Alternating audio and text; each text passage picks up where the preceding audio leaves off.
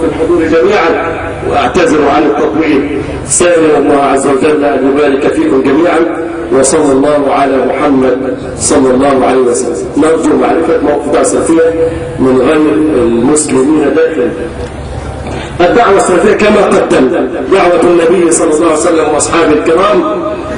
وسأذكر لك حديثا صحيحا مر بعض أصحاب النبي صلى الله عليه وسلم في الشام أيام فتح المسلمون الشام، وجد بعض أنباط الشام وهم فلاحي نصارى الشام من الرومان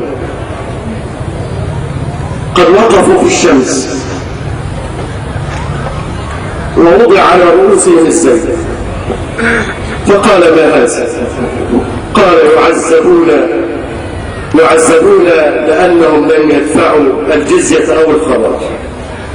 فدخل الأمير قال إني سمعت رسول الله صلى الله عليه وسلم يقول إن الله يعذب الذين يعذبون الناس، إن الله يعذب الذين يعذبون الناس، ولم يقل يعذب الذين يعذبون المسلمين، إنما الناس بما فيهم من نصارى وكفار كلهم في بوتقة الكفر. نعم، لكن الإسلام يعاملهم معاملة الجوار بالعكس. قال الله عز وجل ينهاكم الله عن الذين لم يقاتلوكم في الدين ولم يخرجوكم من دياركم أن تبروهم وتقسطوا إليهم، إن الله يحب المقسطين. إنما ينهاكم الله عن الذين قاتلوكم في الدين وأخرجوكم من دياركم وظاهروا على إخراجكم أن تولوهم، فإن كان في القلوب بغض لكفار الدنيا كلها.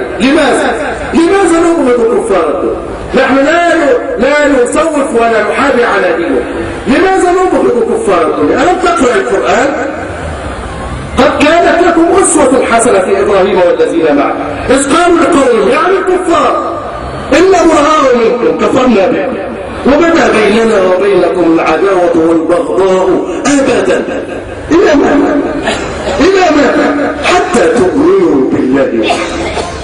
قضية البغض عندنا مرتبطة بحب الله بعبودية الله، فحبيب الله حبيبنا وبغيض الله بغيضنا.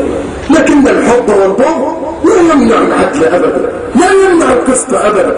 يعطى النصراني حقه من الجوار، حقه من الزمالة، نعود مرضاه ونعزي في موتاه، نعطيهم حقوقهم في جوارنا وفي زمالتنا بأصول الإسلام وقواعده الصحيحة.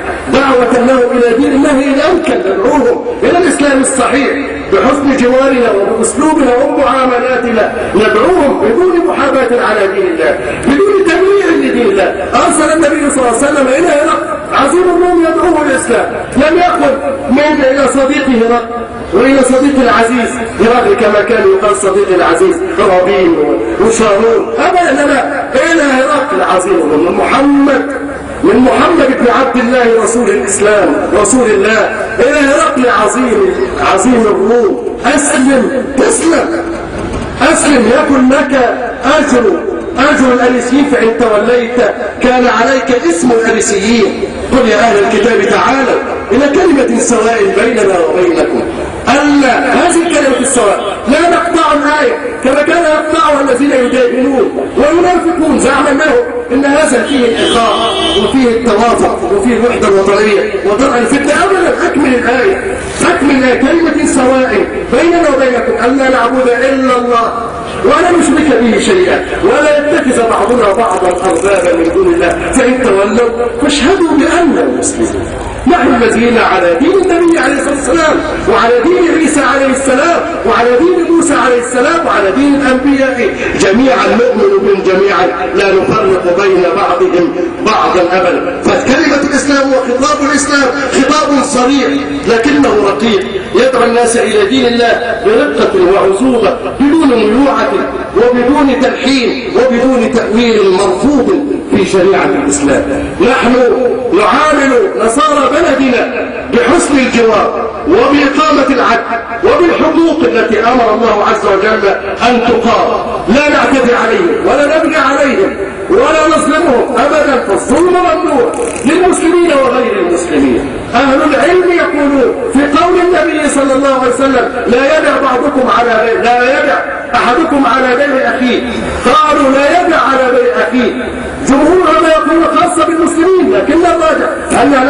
يخص المسلمين وحدهم، بل الظلم ممنوع والجور ممنوع للمسلمين وغير المسلمين، للمسلمين وغير المسلمين. كلنا يعرف هذه الكلمات، لا أقول جديدا ولا أدعي أمرا جديدا ولا أتجمل حتى يقول انظر إلى كلام السلفيين كيف اختلف. أبدا ما اختلف أبدا، طول عمرنا نتكلم، لكننا نرفض التمييز، نرفض أن يقال في أحد الكتب المدرسية إنما المسلمون أخوة، فنبدل قول الله عز وجل إنما المؤمنون أخوة، هم أهل ذمة لنا معنا، لهم حقهم، لكن لا نميع أمور ديننا. ليس فقط بهذا التمييع تحل مشاكلنا معه أبدا، لما تحل مشاكلنا معه أن يقام الدين الصحيح وأن يعز أهل الإسلام في بلدهم، ساعتها يعيشون معنا على أحسن حال والله. أما التمييع، أما الترقيع، أما التلفيق، المسلم أخو النصراني، الشيخ مع القسيس، المنتخبة تردد التأمين على ابتهالاتهم، النصرانية يصب الوضوء على المسلم في ميدان التحرير، ليس بهذه الأشياء الظاهرة الكاذبة، لكن الدين في قلوب الناس، الدين في قلوب أهل الدين. لذلك ستبقى علاقته معهم علاقة مفاصلة بين ديننا ودينهم، لكن في الحقوق والواجبات لهم حقوقهم ولهم واجباتهم. لا يدفعنا هذا كما يدفع غيرنا ممن يدعو إلى الحرية وإلى الليبرالية أن يلغي المادة الثانية من الدين حتى يقوم إلى الأقدار أبدا.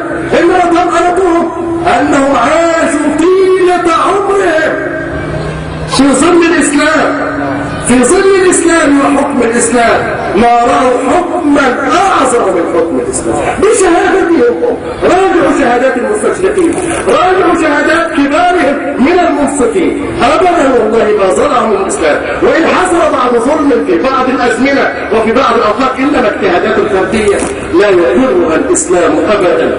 ألم يقل عمر وقد رأى يهوديا يسأل الناس فقال لما يفعل ذلك؟ قال عليه بعض الجزية ولم يعد معه مال ولم يعد يقوى على العمل. قال قد ظلمناه، قد ظلمناه، كنا قد أكلنا شبابه ثم ضيعناه، فأمر أن تسقط عنه الجزية وأن يعطى من بيته.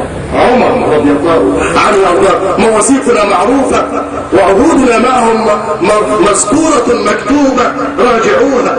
ألم يدخلوا بلاد المسلمين في القدس رافعين صلبانهم يذبحون المسلمين ذبحا؟